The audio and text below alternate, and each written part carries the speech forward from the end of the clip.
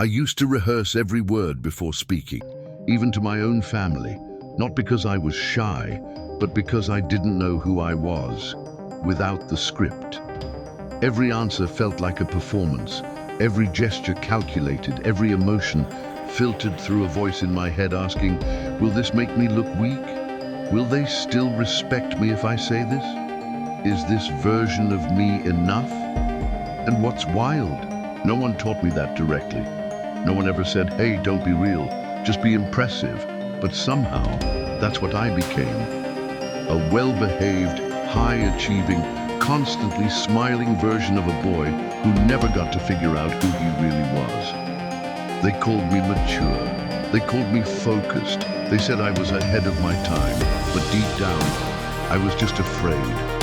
Afraid of being too much. Afraid of being not enough. Afraid of disappointing a system that rewards obedience and punishes authenticity.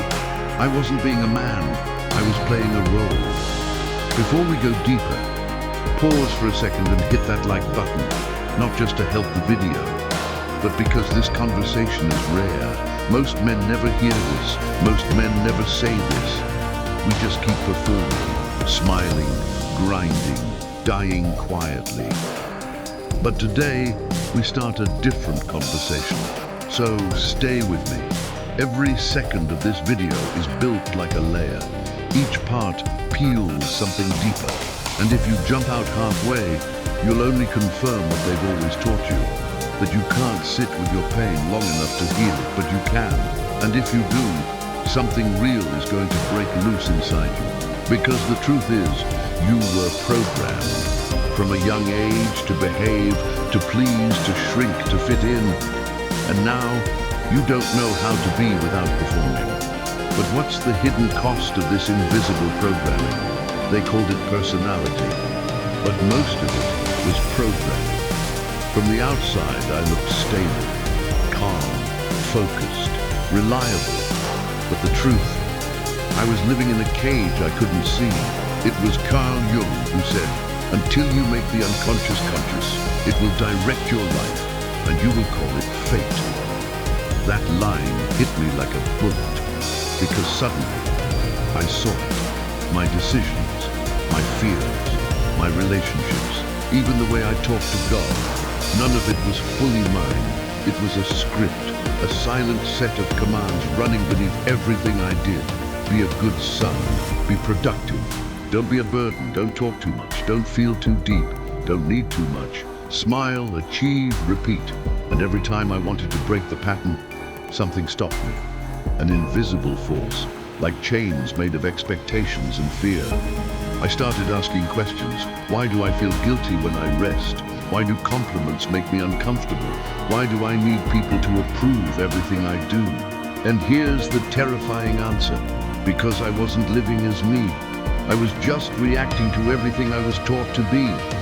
They trained the nice boy, the quiet achiever, the functional man, but they never taught me how to feel, how to question, how to confront. So I became obedient, but numb, smart, but lost, capable, but disconnected from my own voice. And that's how the prison works. It's not built with bars. It's built with beliefs. Beliefs you never chose, but were handed like chains. Beliefs like, if I disappoint them, I lose love. If I'm not strong, I'm nothing. If I slow down, I'll fall behind. And you carry that system into adulthood, into your job, your faith, your marriage, your mirror. You keep performing, you keep pleasing, you keep surviving. But deep down, you know you're not free. And what's worse, this programming doesn't just imprison you. It teaches you to betray yourself, just to fit in. Let's talk about that next. Every time I denied who I was, just to be accepted, something inside me died. At first it was subtle. You laugh at the joke even though it cuts. You hold back your opinion so you won't be too intense. You lower your standards so they won't call you arrogant. You nod in silence when your soul is screaming no.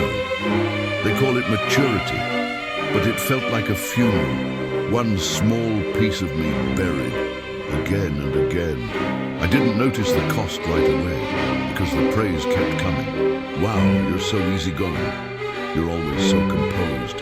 You fit in anywhere. Yeah, because I was shape-shifting, losing myself to match the room, to avoid tension, to feel safe.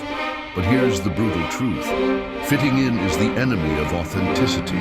Every time I reshaped myself to be liked, I betrayed a part of my truth. Every time I swallowed my boundaries to keep the peace, I created a war inside me. And over time, that war leaves scars. Suddenly, you don't know what you want anymore. You don't know what excites you, what triggers you, what fuels you. Because your entire personality became a survival strategy. You smile when you're hurt. You flirt when you're lonely. You serve when you're exhausted. You say yes when your soul is begging you to say no. And people love you for it because they don't see your pain. They see your performance. But inside, you're numb, empty, disconnected. That's the price of belonging at the cost of self. You stop hearing your own voice because everyone else's opinions got louder than your own. And eventually, you start to believe that the version of you they love is the only one worth showing. But what happens when you spend your whole life trying to be enough for them, and they still criticize you? Let's go deeper. It gets worse before it gets better. It didn't happen with a bang, no breakdown, no dramatic collapse, just silence.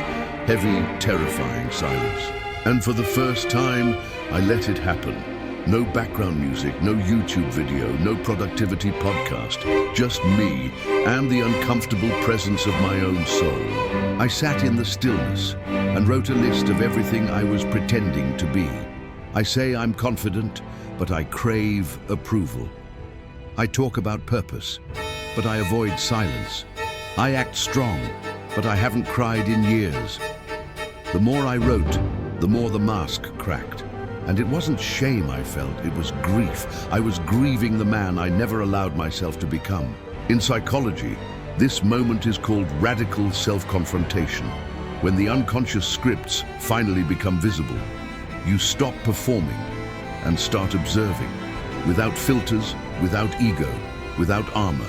Stoic philosophy calls it autarkia, a kind of internal sovereignty, not detachment, but clarity. Clarity about what is yours to carry and what isn't. And that's when it hit me. I opened the Bible, not for comfort, but for truth. And it wrecked me. Jesus didn't perform. He confronted, he wept, he served, he obeyed. He wasn't trying to impress the crowd. He was anchored in the mission, even when it led to a cross. And suddenly, I saw it. I wasn't becoming a man. I was building a persona, clean on the outside, confused on the inside, disciplined, but disconnected from the truth. And for what? Applause, validation, to be called a good guy while dying inside.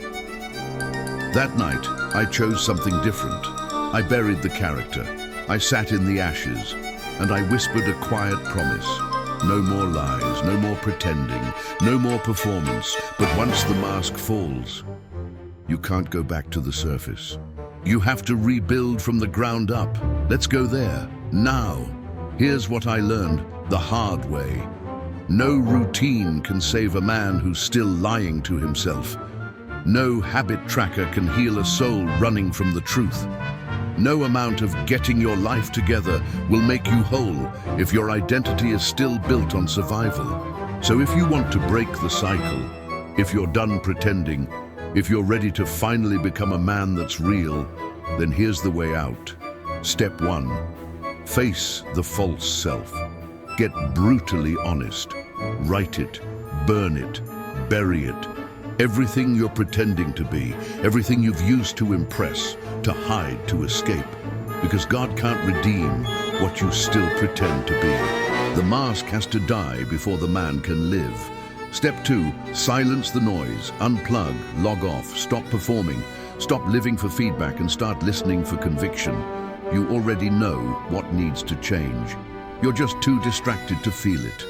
And yes, silence will hurt at first, because it's where the voice of truth gets loud again.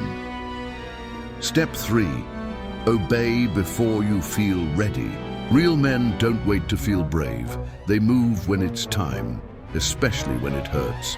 Faith without obedience is just philosophy. And the longer you wait, the more you reinforce the lie that you're not ready. You are. And if not now, when? This path isn't sexy, it's not polished, but it's real, and real is what saves you. Remember what Jesus said, "Whoever wants to save his life will lose it, but whoever loses his life for my sake will find it." You've been holding on to a life that isn't even yours. Let it die, so the real one can begin. If this hit you, drop one word in the comments. Enough. That's it. Just enough. Because that's where freedom starts. Like the video. Share this with a brother who's been wearing the same mask too long. And if you want more confrontations like this, welcome to the Forge. We don't sell ease, we offer fire. And you, my friend, were born for the flame.